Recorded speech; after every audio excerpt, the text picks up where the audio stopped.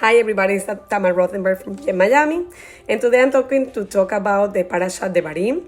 We're starting the new book of Devarim with the finished numbers, and I just want to mention Moshe's speech because this is all about the speech of Moshe with the Jewish people. So kind of like his legacy. I see it like that because it's a kind of a summary of all the events that happened during these years in Mitzrayim. And he kind of recounted the important events, but he started with the sin of spies, which it's an important event. Of course, it was one of that's the reason that the Jews couldn't cross to Eretz Israel because of the sin of spies. But he started with that. He started with the other events you don't think they're related because they're in different times. And like the scene of the Parasha Yitro, when Yitro assigned those judges and Moshe was very weak and he couldn't handle the Jewish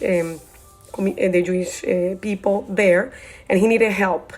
And I can also see that this recounting of all these events was to show the Jewish people that even him has failures, like even him that they look up to him, he has like to actually to go to Hashem for help because all of us were human beings and we're trying to do the best we can, but we need to rely at the end of the day in Hashem and try not to get into the feeling of fear. Even if there are certain times, even if it's scary, we can admit that we're human beings and we will get scared, but we need to proactively practice emunah, practice bitahon every single day. It's not something that it will come out to you just because I repeatedly and I say it. I just think I'm learning, and that's what I'm learning Torah.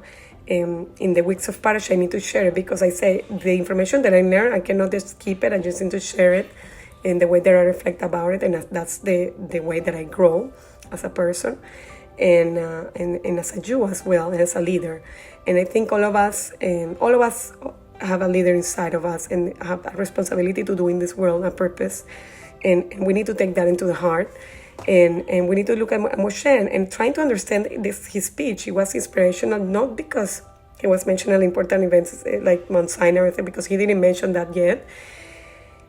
He was mentioning important events when we had lack of emunah and lack of faith, including him. So meaning, like, we cannot have those moments of lack of emunah.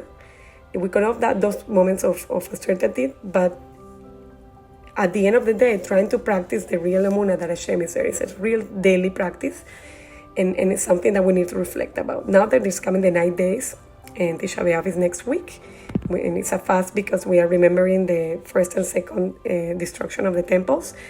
And this is a very delicate day that we tend not to do things that are dangerous, like going to the beach or travel, unless it's for work related.